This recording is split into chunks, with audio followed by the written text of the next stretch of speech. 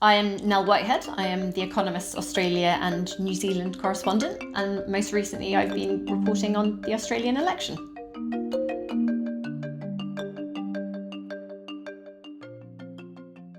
So the Australian election pitted the Conservative coalition government, which is made up of the bigger Liberal and the smaller National parties, which had been in office for 9 years, for 3 terms, against Labour, which is the major opposition party. And it was kind of a campaign that was low on policy, so was really more about the kind of characters of the former Prime Minister, Scott Morrison, and the new Prime Minister, Anthony Albanese. And it was characterised also by kind of declining trust and declining faith of Australians in their major parties. So no one was very enthused about either side.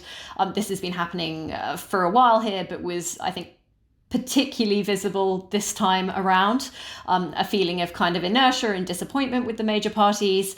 And lots of Australians were looking towards independent candidates or minor parties instead of the major ones this time around. So Labour won, which was what the polls had suggested. The number of Australians voting for them actually fell. There's fewer people that gave them their vote than in 2019 when they lost the election. Less than a third of Australians, which means it will be the least number of Australians supporting it of any government that's taken office in Australia since the country was made into a federation more than 100 years ago.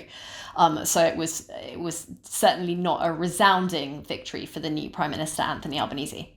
So the new Labour government has not set out a very detailed agenda on what it is going to want to achieve in the next 3 years of government.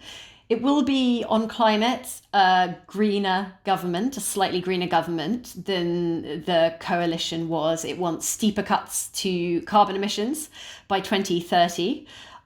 It wants more investments in renewables. There is clearly a new force that has emerged in Australian politics. The size of the crossbench formed of the independent parties and the minor parties here has more than doubled. There was clearly a sense of frustration among Australians at their major parties and the failure to kind of represent the issues that mattered to them, the failure to address the concerns they have about rising costs of living, about climate change, about affordable housing, whatever it was. And, they've turned to new candidates. Very few of them career politicians, new candidates, instead of their major parties this time around.